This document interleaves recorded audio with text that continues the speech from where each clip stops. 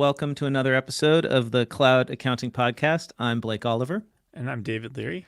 And we had such a great interview on Friday with Dr. Josh McGowan from Troy University that we didn't get to any of the news that's been piling up. And so, David, you suggested that we should just do an extra episode this week, clear out our piles of stories, and I think it's a great idea. So here we are on Monday. And I promise everybody right now, I'm telling you, I have, 25 stories in here, and not one of them is about 150-hour rule. Like, it's all, that's been cleared out. Oh, you promised, David. Okay, good. There's nothing in here. So, yeah, I'll let you start then, David, since this was your idea. What are we talking about? I don't know. There's such a mix and mash of everything in here. I'll ask you this if you've watched this, because I think it's something that we don't have a lot of news on yet, but we can start possibly watching. So the banking industry over the last decade or so, because they're trying to be better customer service, but you can do a lot of stuff. You just call and it recognizes your voice. And so you could say your name, say your password, transfer money, right? Those types of activities all through your voice. And that was great until this year, now that people can voice clone and recreate things. And so you're starting to see people hack in to bank accounts by sampling. And it's not even where, Blake, you have to get a full recording of you now.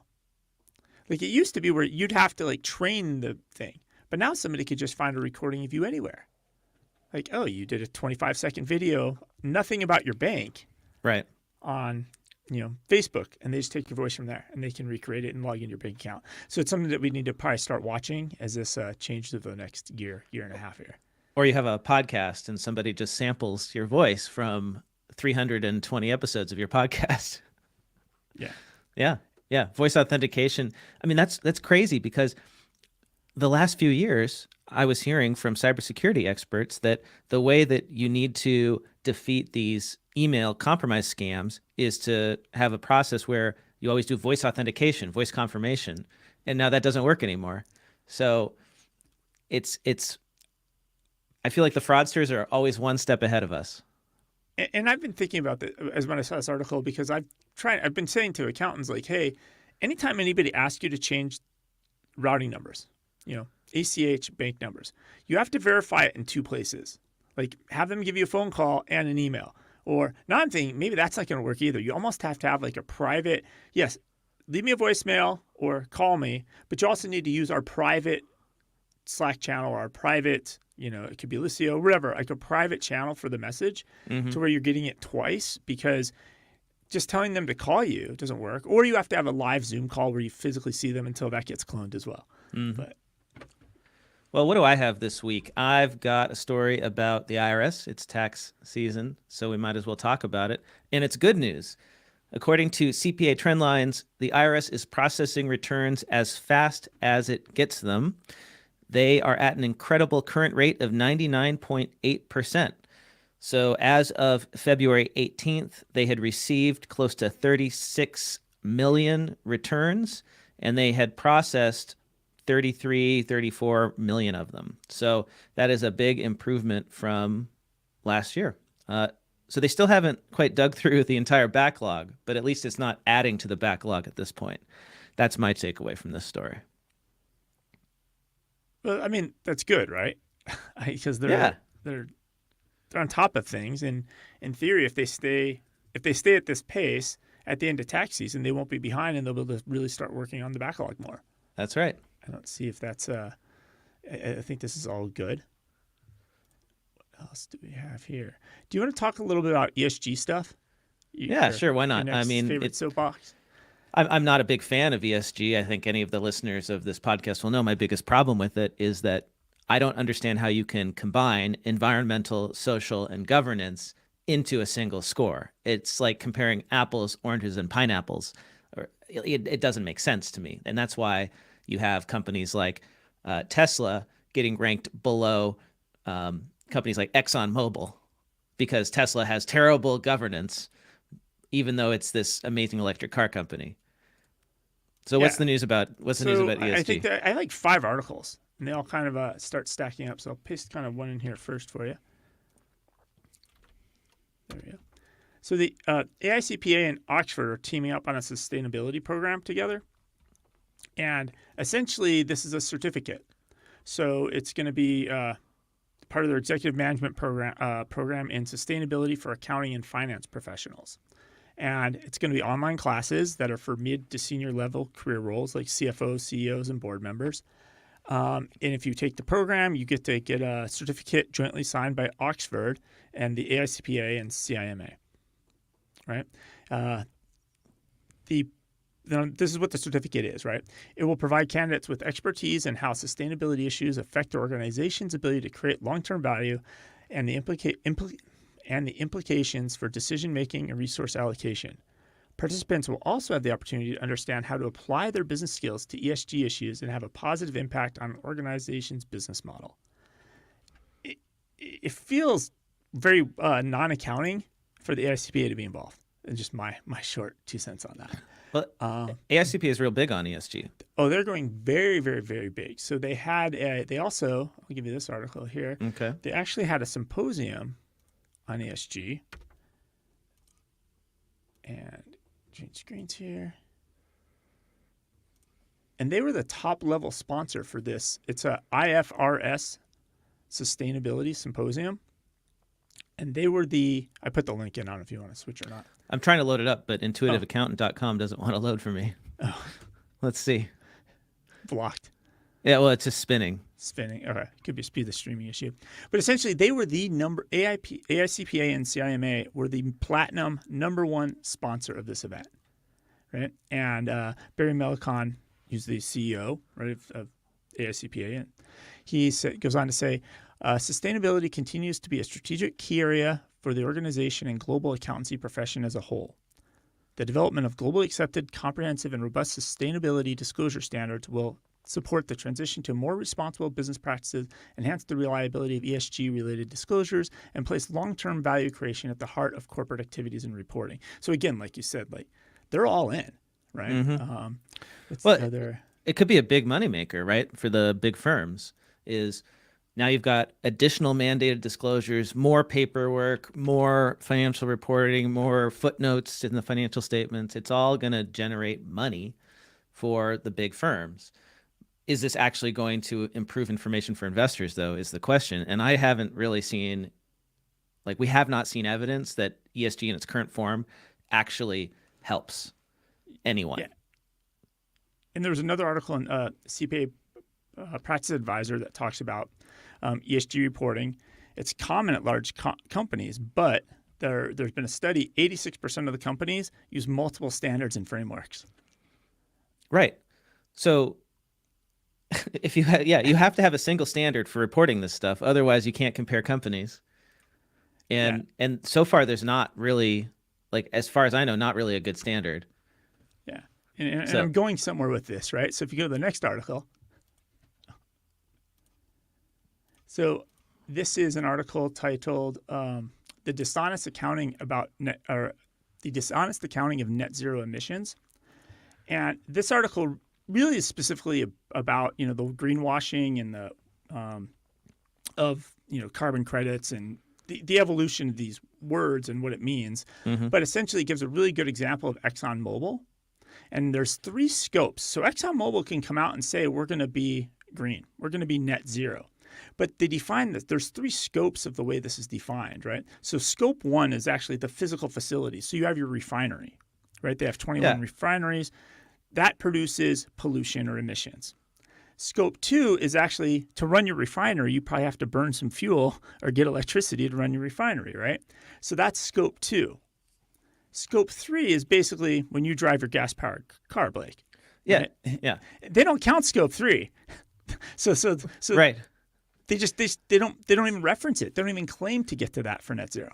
Right. So this is how ExxonMobil can have a higher ESG score than Tesla because and Chevron, they both right because they only count their direct emissions right now, and but so the solution then is to require them to report these scope 3 emissions, which is all of the upstream and downstream emissions that are part of their product that are a result of fossil fuels.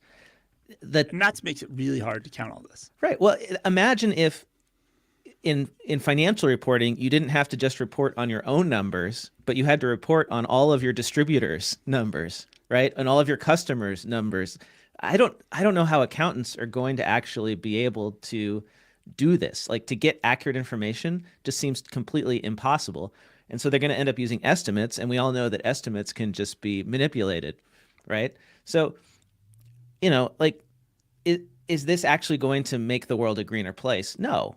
Like, these businesses are just going to keep doing what they're doing, and like you said, they're going to make themselves look good on paper. But like, what's really happening in the world, I don't know. I'm not convinced at all. And I'm not convinced in this theory that, hey, if we get the firms involved, like that's going to help with that. But I just pasted another link in here, this last one that's kind of tied to all of this. So this is a long form article, a very long article. This is from the International Consortium. I'll just say this again. The International Consortium of Investigative Journalists. It's ICIJ. Huge long article, and the article's titled, and Blake has it up right now, How Auditing Giant KPMG Became a Global Sustainability Leader While Serving Companies Accused of Forest Deconstruction. Ooh. And it's a very, very long article, but long story short is they were issuing reports downplaying, they're basically involved with the logging industry in Canada, right? And they basically, this company is like $6 billion in annual revenue. So they're big, huge companies. And essentially, Not KPMG, their client. this is the client. This is the client, right? And so they, sorry, I lost my train of thought. Give me a second to scroll over here.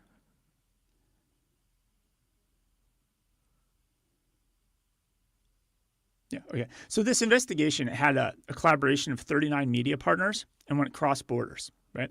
And what they found is year after year, KPMG signed assurance reports, quote unquote, for the project and described as minor non-compliances in instances of logging in protected areas, destruction of wildlife habitat, and degrading water quality. And later on, it goes on to talk about the not only is it KPMG for these clients, it's also like palm oil companies, illegal deforestation and logging in Indonesia, New Guinea, Malaysia, Cambodia. So it's not just Canada, right, that this is happening at, and they just keep signing off on these reviews. The last little piece in here that was interesting. Yeah, and this has gone on for a very, very long time. So early on, first just environmentalists cared about this illegal logging that was going on in Canada. Then the consumers eventually wanted to do it. But the logging industry is so powerful that they basically worked with KPMG to create a study that talked about how much these regulations would increase the cost. And then when it was all said and done to come up with these new standards, somehow KPMG got on the board to write these new standards. Right? So this like notion that, as accounting firms get involved in this ESG and environmental protection stuff, it's going to make it better. There's a history of 20 years of it proving not true, right? If you go into this article and read the whole thing. Mm-hmm. Yeah.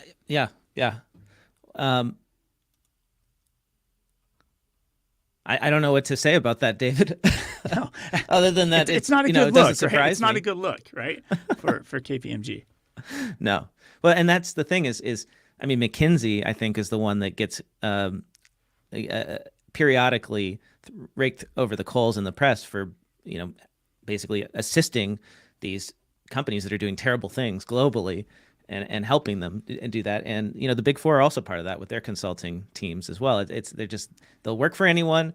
If you've got money to pay them, they'll figure out how to make the horrible things you're doing often, seem not so bad, right? That's their job. And sometimes they're just in there temporarily, right? Yeah. We're gonna help you solve this problem you paid us to solve with Yeah. no long term. Like we're solving for your problem right now today with no long term point of view. Yeah. Well, hey, since we're speaking about the Big Four, I thought this was a interesting story. The Big Four accountants are pretty smart, and the leaders of the Big Four are pretty smart, but sometimes they make bad decisions.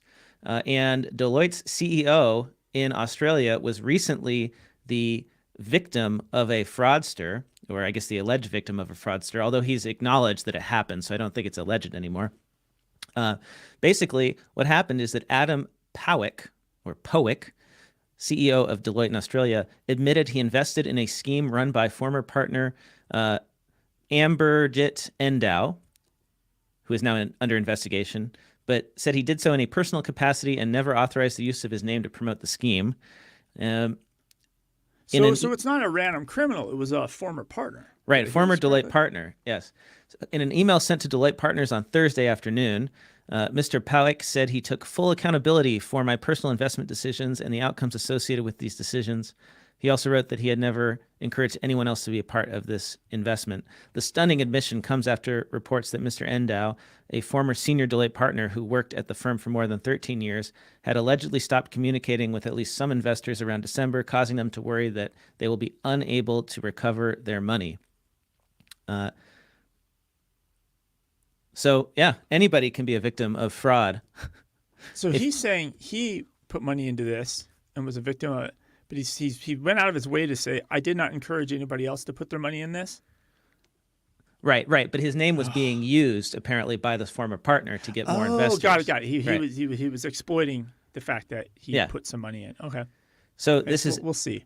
So this company, it's classic fraud kind of situation. They were offering high returns for money that would be issued to purchase bonds relating to ongoing infrastructure spending by the Indian government. And get this, they were promising 39% interest over 6 months. Right? That's better than Bitcoin. This is ridiculous. I mean, it's insane, right? Oh, and it also there was an investment document that the Australian the Financial Review saw that said that there was, quote, the investment represents a zero risk profile. So 39% interest, zero risk profile. I mean, it doesn't matter who the person is. If you see that, you don't trust it, right?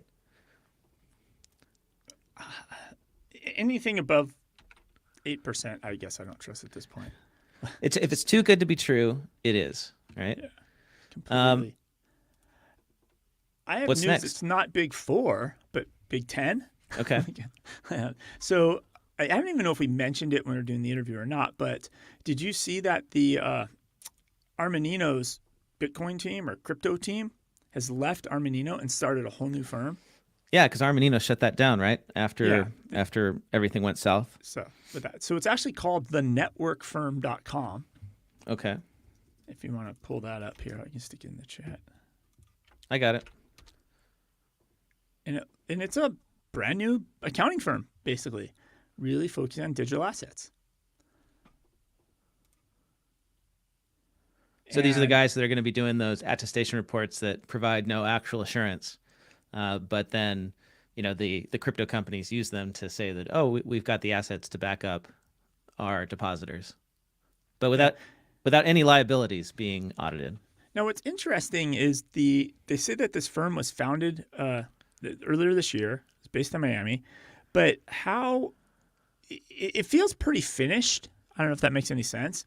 Like, was this something that was like a backdoor they were planning the whole time? Like, hey, just in case this doesn't go well, we can still try to grab some of this money from these crypto companies, but this way we can separate Armanino from the risk, right? Yeah, I don't know. Here's a survey report by Accounting Today, cast by the numbers. And there's some good charts in here that we could take a look at. So Accounting Today does an annual report on CAS, Client Accounting Services, the fancy name for what is essentially bookkeeping and accounting on an outsourced basis by public accounting firms. Or it could be non-accounting firms, could just be consulting firms, but they focus on the accounting firms. And there's always great data in here around the growth of CAS, double-digit growth. So the median growth rate for top performing CAS practices is 16%, 15, 14, around that range. A projected growth rate annually of 15%, which is really, really strong and has been going on for years and years now, right? Which is why CAS a few years ago surpassed 10% of all revenues in firms and is now, probably way above that. How do CAS practices describe themselves? Only 43% of CAS practices actually use the term client accounting services. which goes to this problem with the whole branding of CAS and the meaning of it. Like when I talk about it, I always have to define it because it's not a common definition, right? Fewer than half of firms are actually using the term. 17% are using another name with outsourced in it. So they're calling it outsourced something or other. 16% are using another name with advisory in it. So they're calling it advisory something. Now, 13% define CAS as client advisory services instead of client accounting services. 7% use the term CAAS. So they're mixing them together. The double A's. And then 7% use another name with CFO in it. That's how they define it. With the double A's, is that for accounting advisory services? Client accounting advisory services? Is that the double A? Yes, client accounting and advisory services. Okay. So I think that. So when you are branding your practice and you're doing CAS or whatever we call it, just know you have flexibility because there is no agreed upon definition of what that means. But if you're going to choose something, you might as well choose client accounting services because that's the least confusing thing. Well, we'll really try to figure out what to name it. Like that feels very inside, but name it what the consumers are calling it or your customers are calling it, right? And they're probably more than likely is, will you do my QuickBooks? Mm-hmm. Right? Will you do my accounting? Right? They're going to use the word accounting, right? Or they mean bookkeeping, but try to figure out what they're calling it and don't call it something else. Right.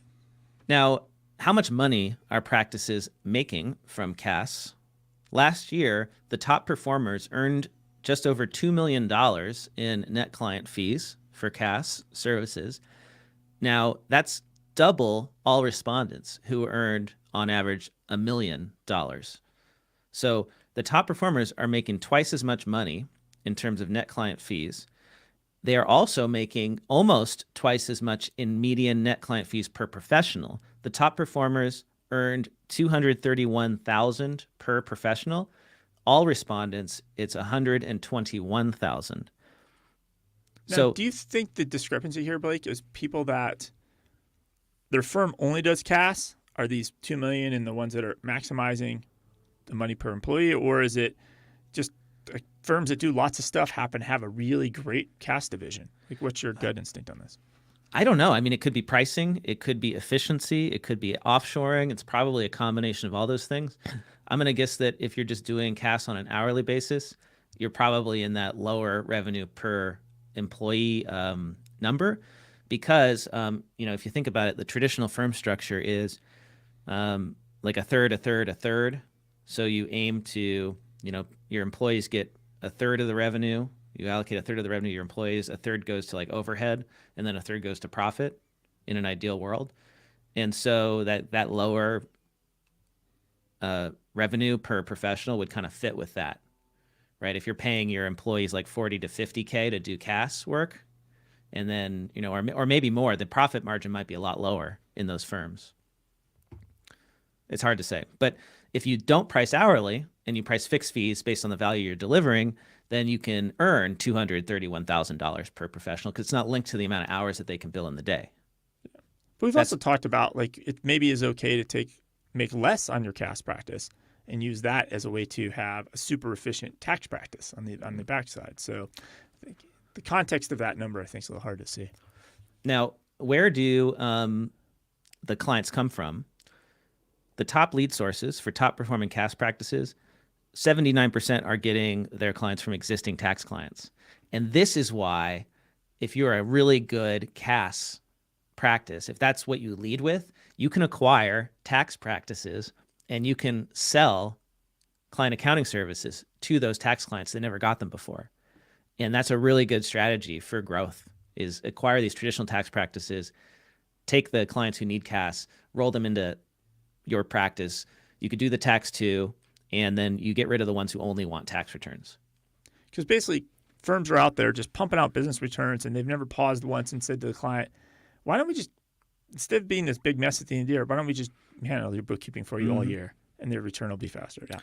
Now, interestingly, 60% are getting clients from external referrals. I don't know if this is 60% or if this is like the top source.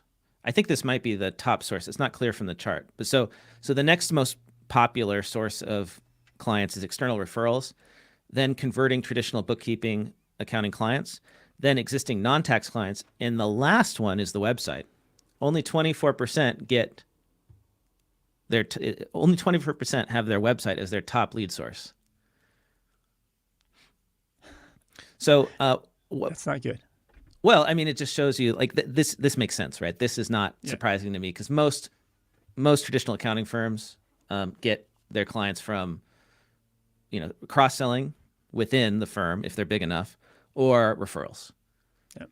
Right? It's only the really, startup style firms that are doing really good marketing, really good content that are getting most of their clients from their website. What are the most common offerings for all respondents?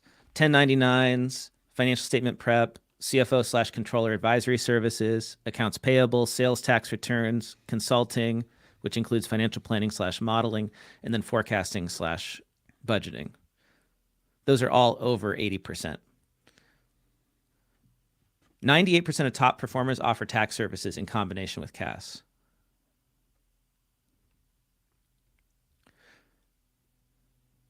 Let's talk about CAS staff allocation across service lines.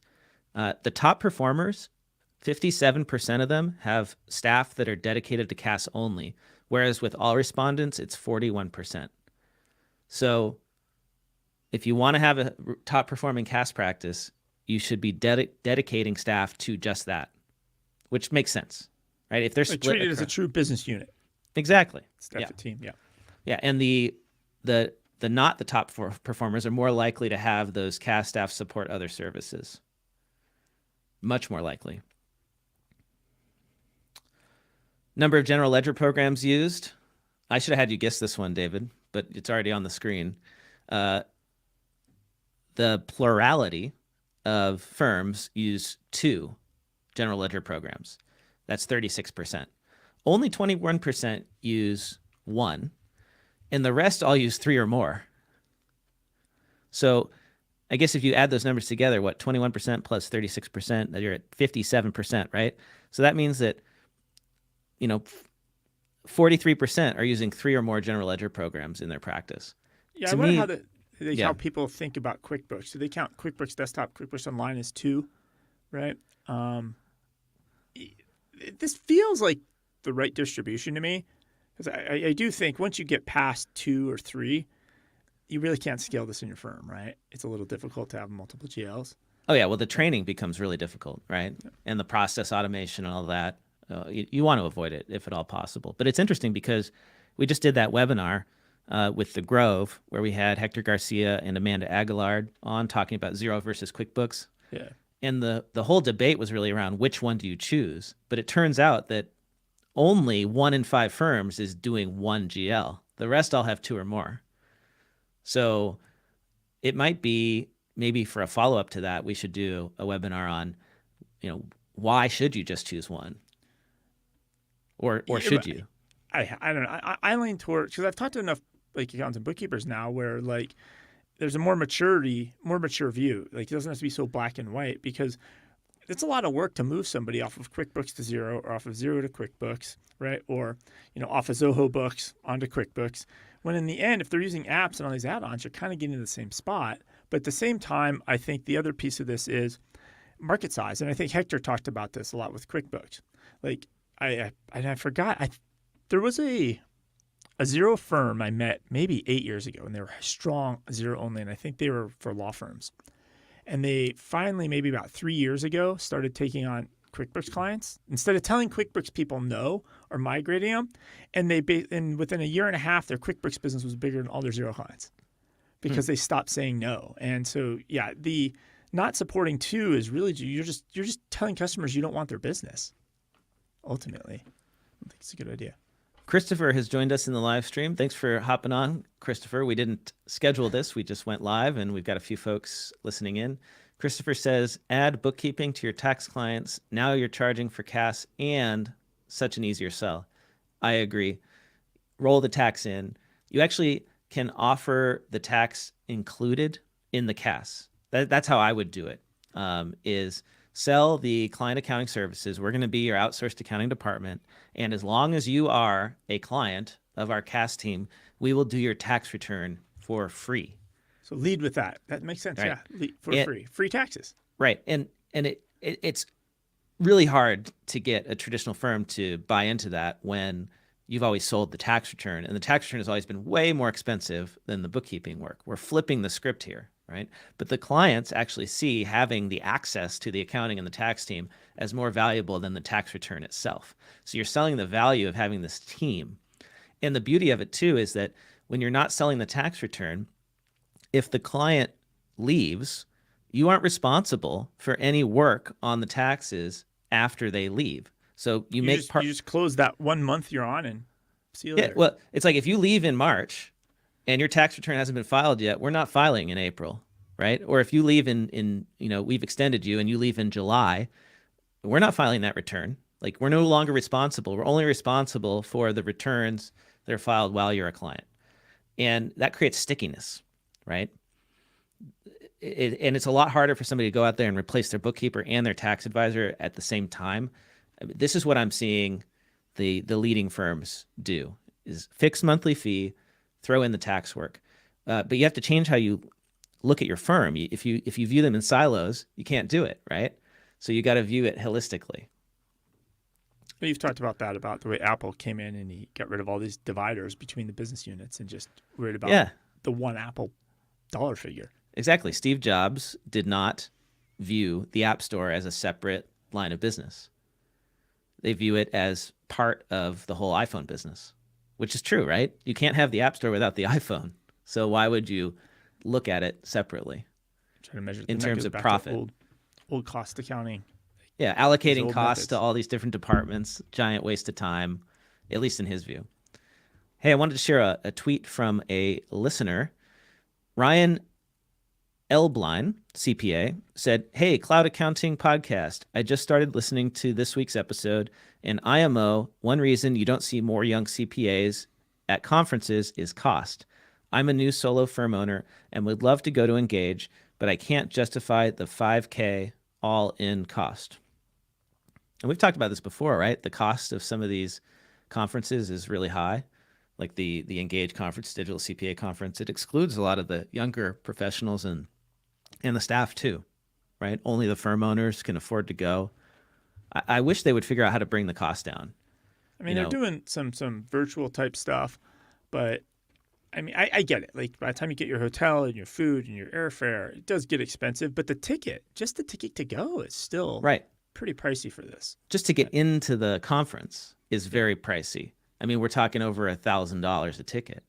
Maybe more. Maybe $2,000. It could be thousands, right? Yeah. And so compare that though to like QuickBooks Connect or to XeroCon, where the ticket might be $100. Or, yeah, depending, 300, right? 600.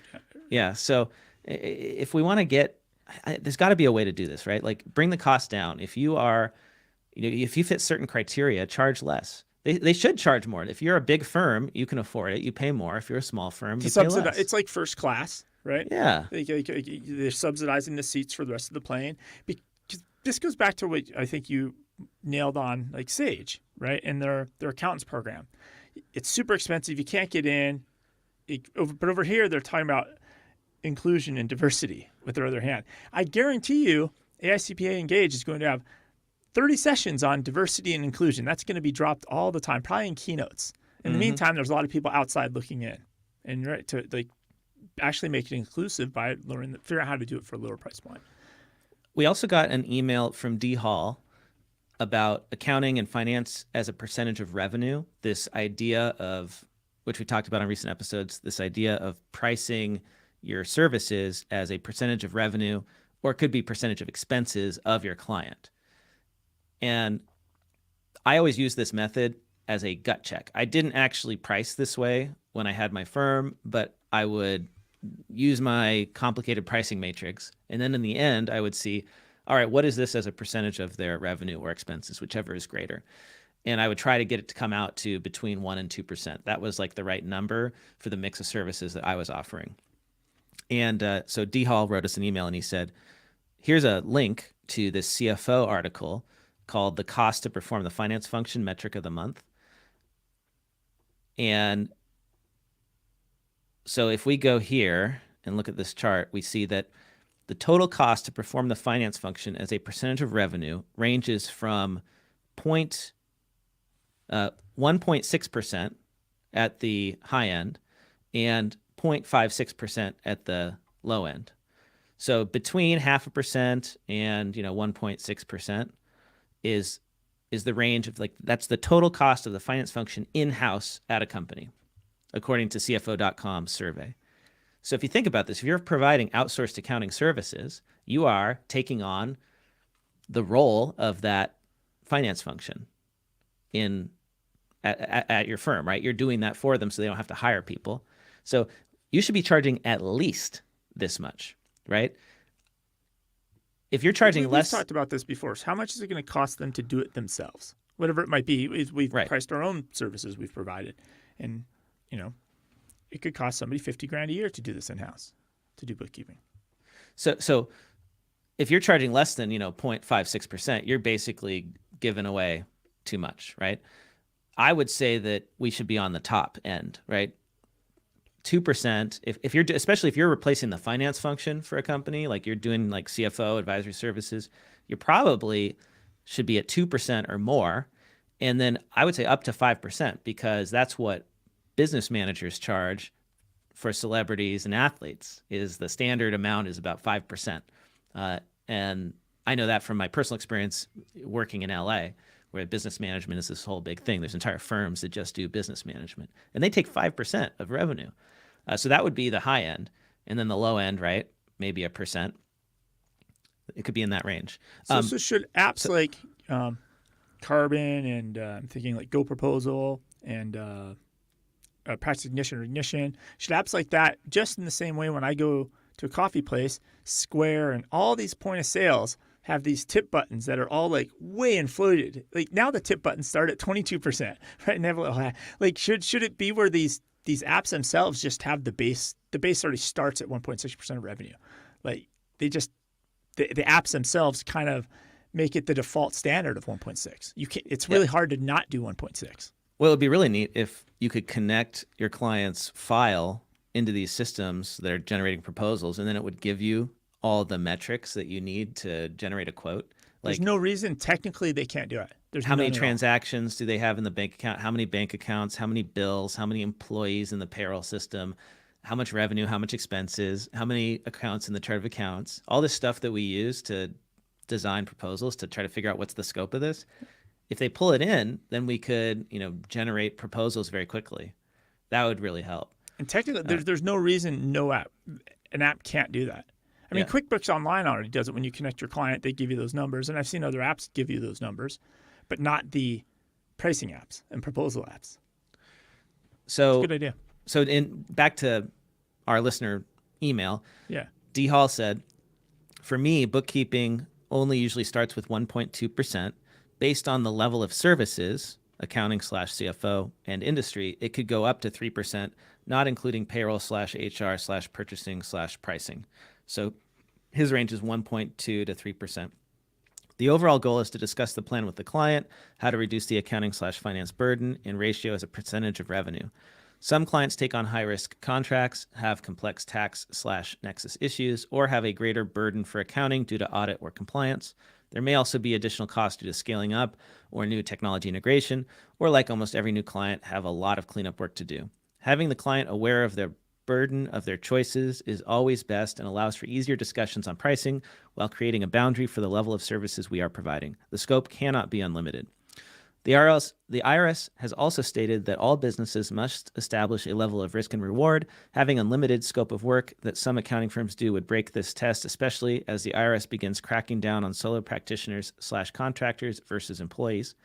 For startups or rapidly growing organizations that do not have historical revenue, an annual budget can be created based on the goals of the company or projected to break even plus margin. I imagine going back to tying this back to the other thing about offering tax for free. Right? If you maybe you're charging $2,000 for a tax return, but if you can move them from 2% to 3% on their cash services, like the monthly bookkeeping services, that might be an extra $2,000 a month for your firm, right? So you just, hey, we'll toss in your if you buy this level package, right, at 3%, we'll throw in your personal tax return for free. And Yeah. but you're basically getting that revenue every single month for not that much more work. Oh yeah. No, I just can't believe that so many firms still bill in arrears for taxes. Right? You're doing all this work throughout the whole year to get a tax return out the door, and you don't charge for it until after it's been filed. You're basically giving a loan to your client of all the costs that you've accumulated to do that return. And it just seems kind of nuts. I mean, you could totally transform a practice without doing anything else just by changing how it bills, just by changing it to a subscription billing Who did practice. you tell me was like somebody's like the big darling, and I don't even know what firm it was, and essentially that was 99% of the success just by doing that one change. And I forgot who you were telling me about that. Oh, that was Jody Grundon. Yeah, who just sold his practice for, I think, bundles and bundles of money. Yeah, I mean, he talks about how they did two things mainly. They added CFO services to their mix, and they did subscription billing on a weekly basis for all of their CFO advisory clients. And they only do CFO work. Like if you don't hire them to be your CFO, they won't work with you. So you can't just buy tax. You can't just buy bookkeeping. At least that's my understanding of it. I could be wrong on that, but that's what it sounded like. And then, yeah, you basically throw in everything into one bill. But the siloed practice doesn't work that way. You have to combine all this. And so like the traditional practice management software, they don't even let you do something like that because everyone's tracking their hours and all the hours have to get allocated to, a return or to a bookkeeping engagement. I suppose you could work it by just creating one engagement that includes everything and everyone just bills time to that. But at that point, you might as well just say like, well, who cares anymore about the time? Just right. Stop tracking. Just work Exactly. on the returns and stop tracking. Yeah. Yeah. You want to do app news? Do you have any other non-app stuff? Yeah, no, let's get more into apps. Little fake music playing. Boom, boom, boom, boom. Oh yeah, I More need to app get song. my soundboard going so I can play that. I got one of these Stream Decks, which is pretty cool because it like has you can take these keyboard shortcuts and you can put them in as buttons on this little rectangular device. I have one of those in my shopping cart on Amazon. It's been in there for a while. Maybe I'll have to pull the trigger soon. I mean, it's $150, so it's a little bit pricey for what it is, which is just buttons. You turn keyboard shortcuts into buttons, but it's pretty cool because you can customize it completely. So like, if you have apps that you want to launch all the time, instead of trying to like find the icon on your computer, you just press the button and it launches the app. And I could have modes, right? Like when we record the podcast, the buttons will change to the things I need when we're recording the podcast. And then if I'm in Excel, I could have buttons that are, or in QuickBooks, it could just have buttons that I'm on hotkeys I want in QuickBooks or something. Right. It changes based on the active application. So, Okay. you could take all your favorite Excel shortcuts and put them as buttons if you wanted. Nice. Yeah, it's nice. Well, for Excel, you want to memorize those keyboard shortcuts, right? But for all the apps where you're never going to memorize them, it's just so handy. So like I can press a button and change the layout here in our YouTube live stream, or I can, turn off my microphone or camera in a Zoom without having to find the button. It's just right here on my desktop. I think that's pretty cool. So there's even a feature where you can do like a Pomodoro timer. So you can create customized timers. So I have on my default profile, I have a 20-minute timer, and I just press the button and it starts counting down right there on the Stream Deck. Nice. So it's good for productivity. Yeah. All right, what do Some you part got? of me looks at those and I'm like, why is there just not a tablet app that does this? Everybody has their iPads already. Like this. Well, the problem is you're going to get it, bridge. and then you're going to spend so much time customizing it that you won't actually get anything done. That's possible too. I just put a link in. I think this was kind of big news. You tweeted about it. I think I saw that Intuit is saying goodbye to QuickBooks Desktop point of sale. Yes, that's huge. They're sunsetting it, and it's not that long from now. It's like this year in October. Very quick. Yeah. And well, I'm waiting for the article to load on intuitiveaccountant.com. I don't know what's up with their website, but it is like taking forever to load. But the thing that really struck me as problematic for people who use QuickBooks Point of Sale Desktop, and we should just say QuickBooks Point of Sale because there is no cloud version, is that they're sunsetting all the connected services too. So it basically makes the point of sale unusable. without the connected services for a lot of businesses, right? Like if you can't charge credit cards, if you can't update inventory Yeah, in they have a other gift apps, card service. yeah, Um, it basically it's done. And so what are all these businesses going to do? They're using QuickBooks Point of Sale. They have to switch. So David, does Intuit have a solution for those people? I mean, so the way I read this article is they're announcing that they're going to offer an alternative point of sale from Shopify. So they Right? partner with Shopify. Partner with Shopify, and they have a early release of this integration with QuickBooks Desktop. Um, I don't know.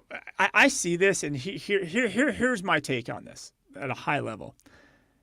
You know, Intuit kills their point of sale to get in bed with Shopify, and Shopify is like, hell yeah, all right, this is great. Because of that, we're not going to release the general ledger, which I've been saying Shopify is going to build the general ledger, right?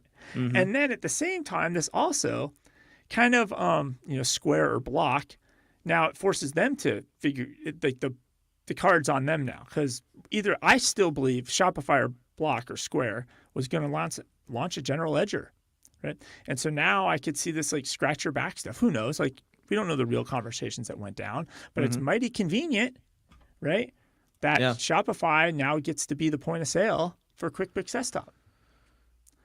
So so here's the services that are turning off, the connected ones. QuickBooks Point of Sale Payments, the credit card service, mobile sync, store exchange, e-commerce integration with WebGility, support plans including live support, and the vendor lookup service. All gone.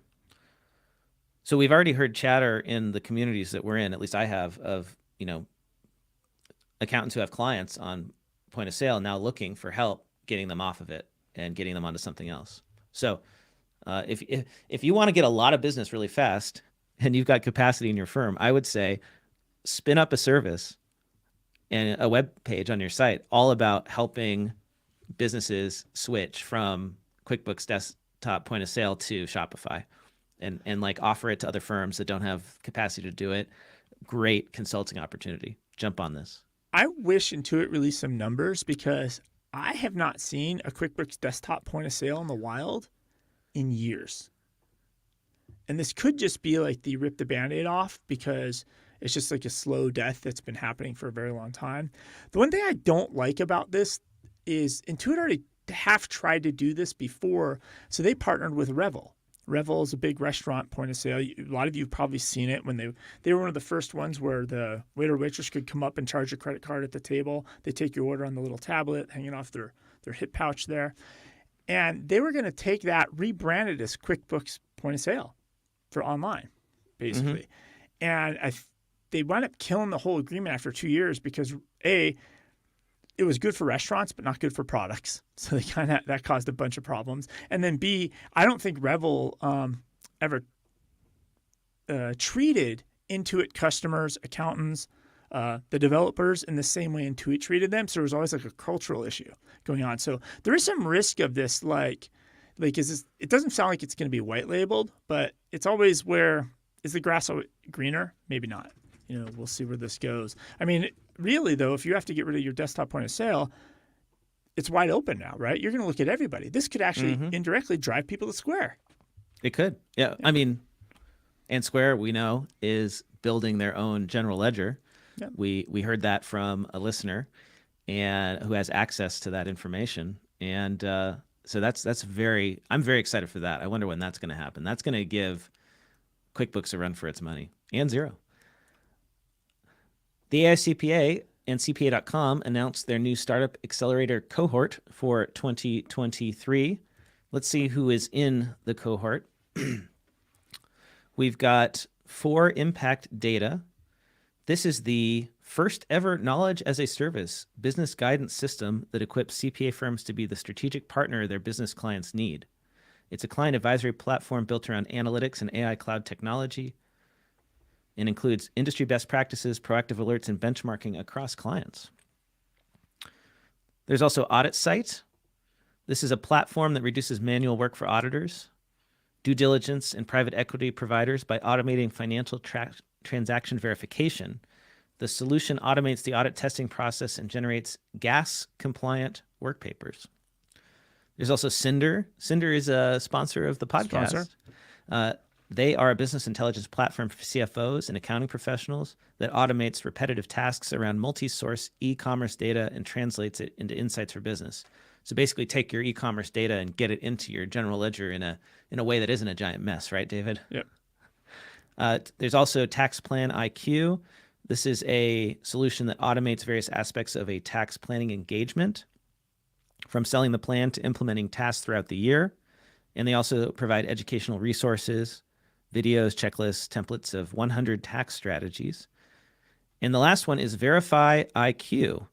It's a Vancouver-based company that offers solutions to augment workflow and customer relationship management systems to make bookkeeping more efficient, including a practice management solution that automates quality control reviews and a tool that enables sales teams to scope a potential client's books. Okay, so this is what I couldn't remember when we were just talking about tools that pull in client data or prospect data so that you can scope an engagement. Verify IQ does this. So you connect the tool to QuickBooks. I don't know if they do Xero. You connect it to the GL, and then they pull in all that information. So you can scope the books, see what's wrong, right? See what you have to fix. And then also they do quality control, helps you do quality control on the clients you are managing. So are the accounts reconciled, right? Like you don't have to go into each file to do that. And I know that Acuity is using this tool now to do quality control. They actually give it to the bookkeepers, and the bookkeepers can use the tool to make sure that they did everything.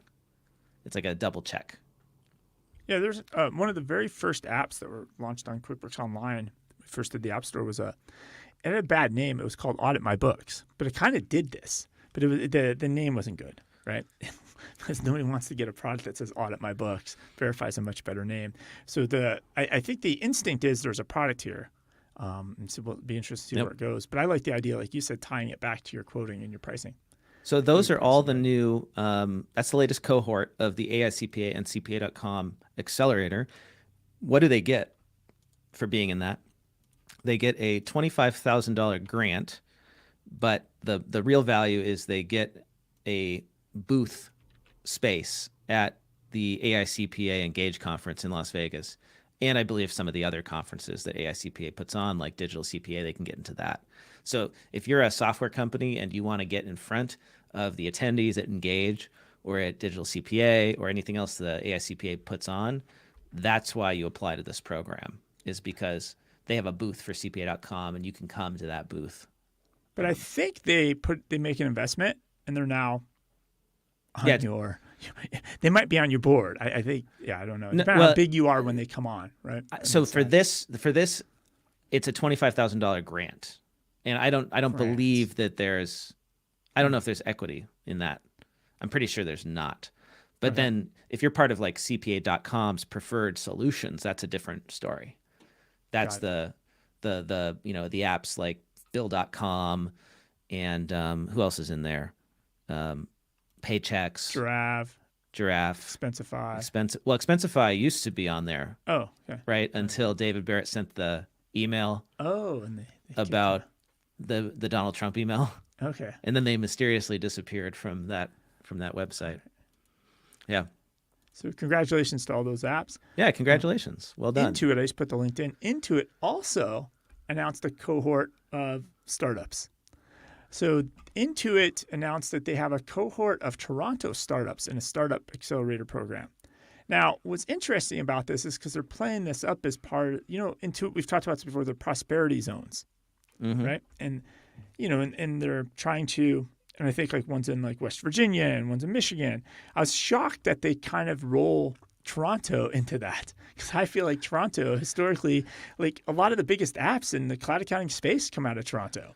Toronto's pretty prosperous. This is being rolled in there, but they have a couple apps, and we'll just kind of go through them quickly. So they have something called Carbon Hound, which is simplifies your carbon management by consolidating your measurement and reduction and offset and marketing services in one place for your carbon, right? They have something Net Now, which is interesting. It's a buy now, pay later checkout platform for B2B transactions, focusing on the construction industry. So which makes a lot of sense, because a lot of the times, if you're doing your job being paid by your client, progress billing, how can you pay for all your materials, right? Until you get that next payment. So buy now, pay later is very interesting for that. They have a real estate platform called ReEquity Homes, which basically helps people do like rent to own programs. And they have Spruce, which is an AI loan origination decisioning software that can collect, analyze, underwrite, and monitor small business data. That one probably is the one Intuit's probably betting on the most. What's it called? Intuit obviously they want to give small business loans. And What's then that they one did called? have Spruce, Spruce. SPRUCE. So what did they get for being part of this? Yeah, what did they get? Good question. It's an equity-free program in which selected startups benefit from mentorship on product and business innovation toward advancing financial prosperity for consumers, small businesses, and the self-employed.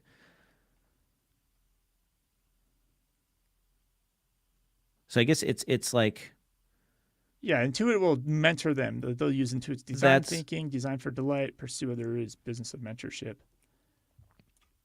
That's what it is. So they're not making investments. They're basically giving them access to Intuit experts to help them raise money, to help them design their product.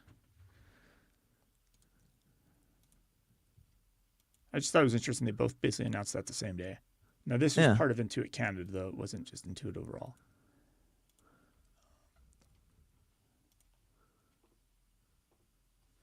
So Revolut, neobank Revolut, we've talked about plenty of times in the past. But I don't know if you've been monitoring them lately. They have been having a hard time getting out their 2021. Now, this is from the UK, so they say accounts, but I would say like year-end financials, right, for 2021. Mm-hmm. And BDO has raised concerns about the completeness of 477 million pounds of revenues in the long-delayed 2021 accounts. They basically have warned that I'm sorry, let me scroll down. It's behind my camera here. They were unable to verify the 477 million pounds of revenue and said the company's IT systems meant that there was a risk and that the bulk of its revenues were materially misstated. So wait, the bulk of the revenues? Bulk of its revenues, yes. Wow. And apparently they were struggling. The reason there was such a delay on these is the audit team were unable to get a complete picture of some of the company's revenues. And they had to revert to verifying cash balances and cash in clients' accounts as a result. So not just like how much cash you have, they had to go to each client's individual ledgers to figure out how much cash was there. I mean, that's really scary. Like, this is a bank, right? I mean, they're a neobank. They're trying to be a bank, yeah. They're trying to be a bank. And you're saying that BDO, Reuters is saying that BDO was not able to independently verify 3/4 of the 636 million pounds of revenue. And they've been pushing them since 2020. That's for 2021. Yes. Wow. And they found in 2020, and they were pushing them then, that there was an acceptably high risk of material misstatement. And then the Revolut's chief CFO was quoted that at the very bottom. Oh, go ahead.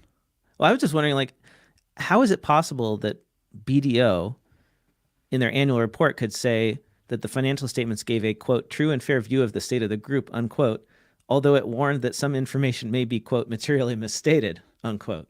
Like, right? I guess they're saying, they're kind of splitting, but if they can't independently verify 3/4 of the $765 million of revenue, like, how can they say that it's fair and true and fair? That's crazy to me. Sorry, go ahead, David. Oh no, and then my mind is exploding out of my head right now. And the quote from the CFO is like, they've remediated it, and quote unquote, I think we're basically there. It doesn't give me a lot of confidence. I think we're basically there. The CFO is, I think we're basically there. We're close enough. I'm just shocked that there's not a stronger statement from the CFO of like, everything has been resolved. Numbers, there won't be delay, I think we're basically there. And to give some perspective, Revolut was valued at around $33 billion in its last funding round in 2021. Oh, they're one of the huge tech Uber unicorns, right? They're one of the top 3 or 4. Yeah, Britain's most valuable startup at the time. It's raised so far $1.7 billion. Of course, SoftBank is in there. SoftBank seems to be invested in all of these companies that have major problems, don't they? Well, it's this growth at all costs, right? And when Yeah. you have crazy fast growth, you lose control, and you don't have good systems in place. And maybe the game is grow correctly instead of Yeah. grow at all costs. Wow, that is nuts. Well, I've got one more story before we wrap things up, David, because we're about out of time. Xero has Oh, announced a good. new. Same story. Perfect. Okay, good. Xero has announced a new chief product officer.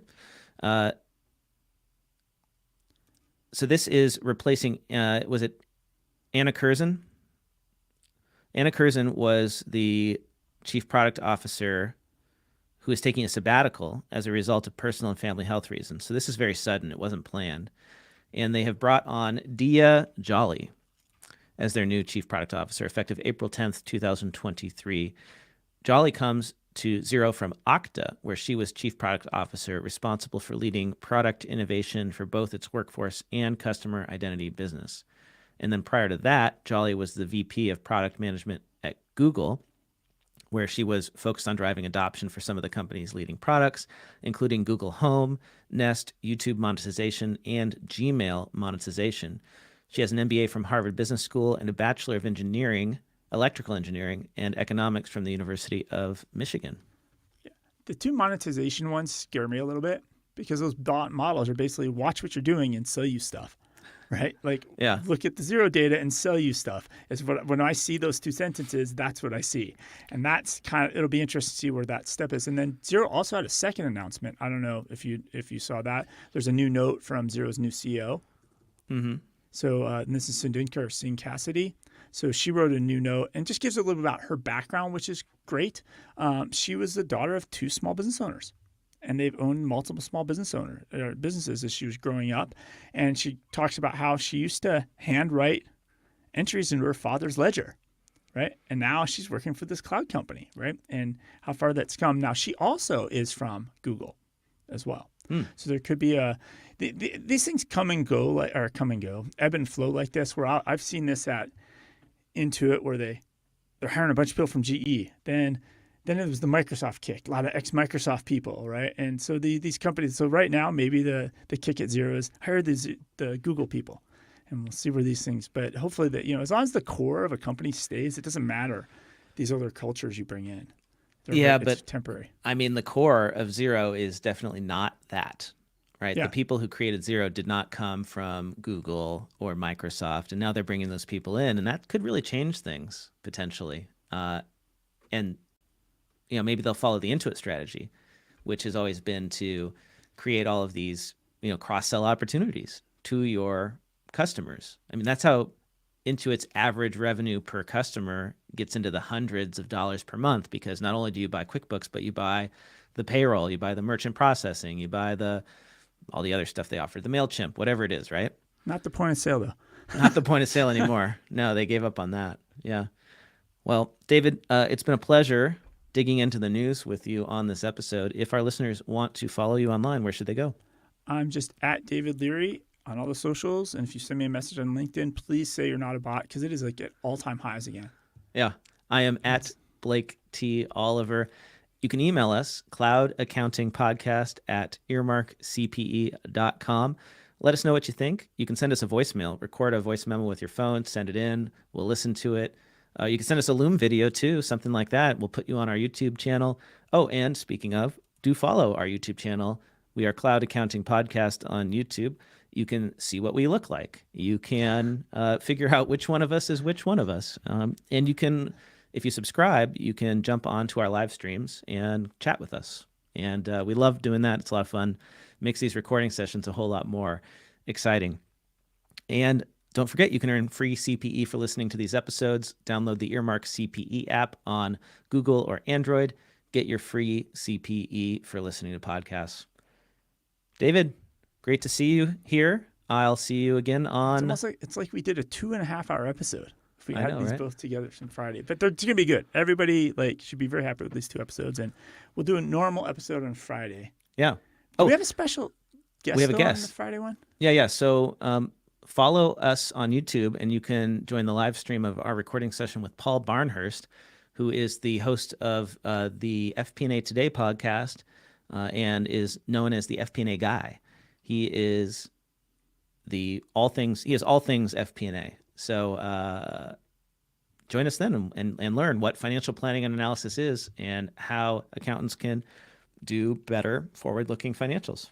Any progress from AICPA representatives or NASBA representatives reaching out to you for contact? Yes, we are in touch with NASBA, and it's looking like we're going to get an interview with Ken Bishop, I think he's the chair of, I don't know if he's the president or the chair of NASBA, but he's the head honcho over at NASBA. Hey, we're getting somewhere. So I'm really excited to talk to him. We'll get that set up, and that'll be coming out as a portion of a Cloud Accounting podcast episode, or perhaps a bonus episode.